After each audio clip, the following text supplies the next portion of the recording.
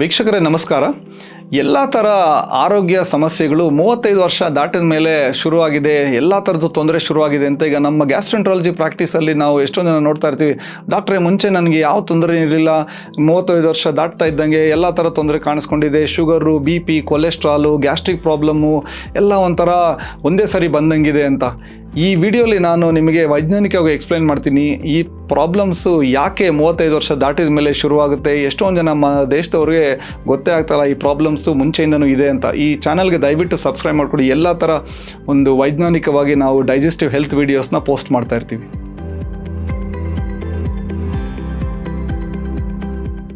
ಈಗ ಒಂದು ಇಂಪಾರ್ಟೆಂಟ್ ವಿಷಯ ಹೇಳ್ತೀನಿ. ಈ ಹೆಲ್ತ್ ಪ್ರಾಬ್ಲಮ್ಸು, ಅನಾರೋಗ್ಯ ಅನ್ನೋದು 35 ವರ್ಷ ಆದಮೇಲೆ ಎಲ್ಲ ಥರ ಕಾಯಿಲೆ ಬರ್ತಾ ಇದೆ ಅಂದರೆ ಅದು ಬರೀ ವಯಸ್ಸಿಂದ ಅಲ್ಲ. ಈಗ 35 ವರ್ಷ ದಾಟಿದೆ ಅಂತ ಹೇಳ್ಬಿಟ್ಟು ನಿಮಗೆ ಎಲ್ಲ ಥರ ಒಂದು ಪ್ರಾಬ್ಲಮ್ ಬಂದೇ ಬರುತ್ತೆ ಬಿಡ್ರಿ, ಶುಗರು, BP, ಕೊಲೆಸ್ಟ್ರಾಲ್ ಅನ್ನೋದು ತಪ್ಪು. ಯಾಕಂದರೆ ವಯಸ್ಸಿದ ಆಗಿದೆ ಅಂತ ಹೇಳ್ಬಿಟ್ಟು ಎಲ್ಲರಿಗೂ ತೊಂದರೆ ಇರಲ್ಲ. ಮುಂಚೆ ಏನಾಗ್ತಾ ಇತ್ತು, ನಿಮ್ಮ ಶರೀರ ಸ್ವಲ್ಪ ಯಂಗ್ ಏಜಲ್ಲಿ ನಿಮ್ಮ ಶರೀರ ಕೋಪ್ ಆಗ್ತಾ ಇತ್ತು. ಏನೇ ಸ್ವಲ್ಪ ನೀವು ಜೀವನ ಶೈಲಿ ಆ ಥರ ಹೆಚ್ಚು ಕಡಿಮೆ ಇದ್ರೂ ವಯಸ್ಸಾಗ್ತಾ ಇದ್ದಂಗೆ ಶರೀರಕ್ಕೆ ಆ ಒಂದು ಮೆಕ್ಯಾನಿಸಮ್, ಕಾಂಪೆನ್ಸೇಟರಿ ಮೆಕ್ಯಾನಿಸಮ್ ಅನ್ನೋದು ಕಡಿಮೆ ಆಗ್ತಾ ಹೋಗುತ್ತೆ. ಹಾಗಾಗಿ ಈ ರೋಗ ಅನ್ನೋದು ಅಪಿಯರ್ ಆಗುತ್ತೆ. ಈಗ ನಮ್ಮ ಮೆಟಬಾಲಿಸಮ್ನೇ ತಗೋಣ, 30 ವರ್ಷ ದಾಟಿದ ಮೇಲೆ ಅದು ಸ್ಲೋ ಆಗಿ ಕಡಿಮೆ ಆಗ್ತಾ ಹೋಗುತ್ತೆ. ಅಂದರೆ ನಾವು ತಿನ್ನೋ ಆಹಾರನ ನಾವು ಅರಗಿಸೋ ಶಕ್ತಿ ಸ್ಲೋ ಆಗಿ ಕಡಿಮೆ ಆಗುತ್ತೆ. ನಾವು ಎಕ್ಸಸೈಸು, ವ್ಯಾಯಾಮ ಏನು ಇಲ್ಲದೆ ಹೋದರೆ. ಈಗ ಸೇಮ್ ಅಮೌಂಟ್ ಆಫ್ ಫುಡ್ನ ನಾವು ತಿಂತ ಸುಮ್ಮನೆ ಕೂತ್ಕೊಂಡಿದ್ದು, ಜಾಸ್ತಿ ವ್ಯಾಯಾಮ ಇಲ್ಲ ಅಂದರೆ ಬೊಜ್ಜು, ಇನ್ನೊಂದು ಮತ್ತೊಂದು ಅಂತ ಶುರುವಾಗುತ್ತೆ. ಯಾಕಂದರೆ ನಾವು ಎನರ್ಜಿನ ಖರ್ಚು ಮಾಡಲಿಲ್ಲ ಅಂದರೆ ಅದು ಶೇಖರಣೆಯಾಗಿ ಅದು ಲಿವರಲ್ಲಿ ಹೋಗಿ ಫ್ಯಾಟಿ ಲಿವರ್ ಅಂತ ಶುರು ಆಗುತ್ತೆ. ಎಷ್ಟೊಂದು ಜನ ಸಡನ್ನಾಗಿ ನನಗೆ ಬಂದ್ಬಿಟ್ಟಿದೆ ಫ್ಯಾಟಿ ಲಿವರ್, ಮುಂಚೆ ಇರಲಿಲ್ಲ ಅನ್ಕೊತಾರೆ. ಅದು ಸಡನ್ನಾಗಿ ಬಂದಿರೋಂಥ ತೊಂದರೆ ಅಲ್ಲ. ಎಷ್ಟೋ ವರ್ಷಗಳಿಂದ ಕೊಬ್ಬಿನ ಅಂಶ ಅಲ್ಲಿ ನಮ್ಮ ಯಕೃತ್ ಲಿವರಲ್ಲಿ ಕೂರ್ತಾ ಅಕ್ಯುಮುಲೇಟ್ ಆಗ್ತಾ ಇರುತ್ತೆ. ಈಗ ಸ್ಕ್ಯಾನ್ ಮಾಡೋದ್ರಿಂದ ಗೊತ್ತಾಗಿದೆ ಅಷ್ಟೇ.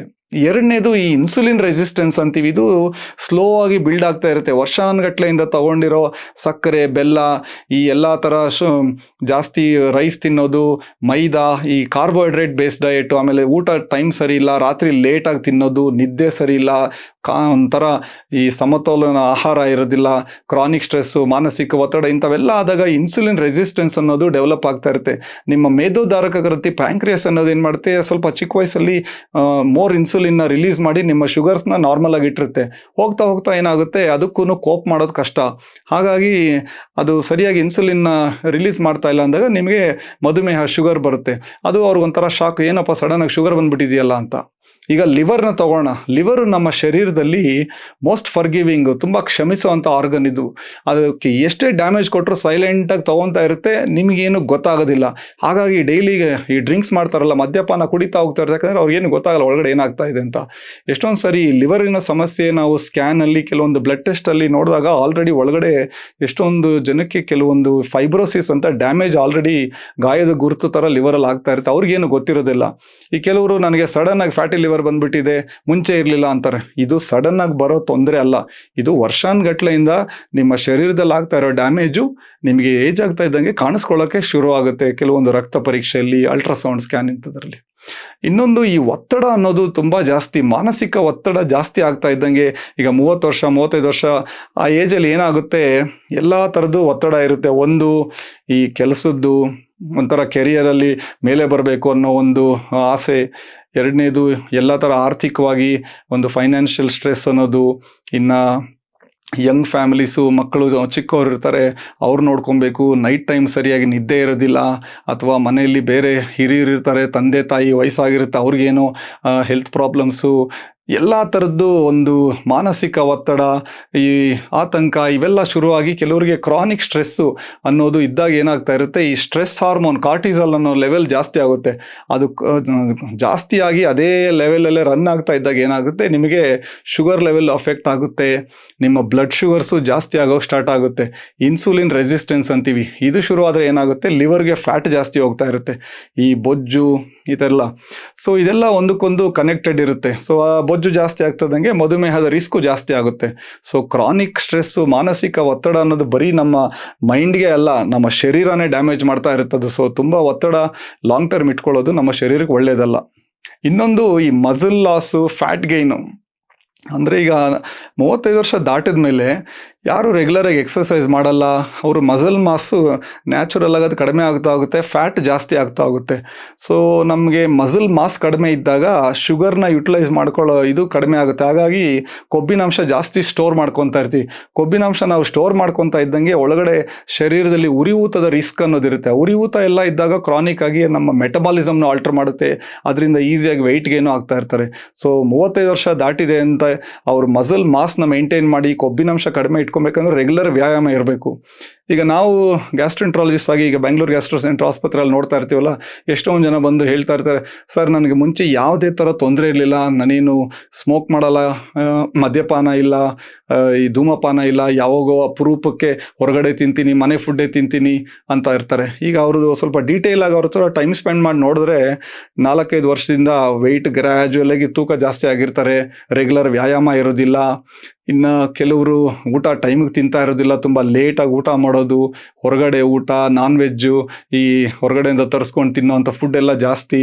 ಆಮೇಲೆ ಕೆಲವರಿಗೆ ತುಂಬ ಒತ್ತಡ ಇರುತ್ತೆ, ಡೇ ಟು ಡೇ ಲೈಫು, ಅವರು ಒಂದು ಸ್ಟ್ರೆಸ್ ಲೆವೆಲ್ಸ್ ಅನ್ನೋದು ತುಂಬ ಜಾಸ್ತಿ ಇರುತ್ತೆ, ನಿದ್ದೆ ಸರಿ ಇರೋದಿಲ್ಲ. ಮುಂಚೆ ಎಲ್ಲ ಏನಾಗ್ತಾ ಇತ್ತು, ಶರೀರ ಸ್ವಲ್ಪ ಯಂಗ್ಸ್ಟರ್ ಆಗಿದ್ದಾಗ, ವಯಸ್ಸು ಸ್ವಲ್ಪ ನಮಗೆ ಕಡಿಮೆ ಇದ್ದಾಗ ನಮ್ಮ ಶರೀರ ಚೆನ್ನಾಗಿ ಕೋಪ್ ಆಗುತ್ತೆ.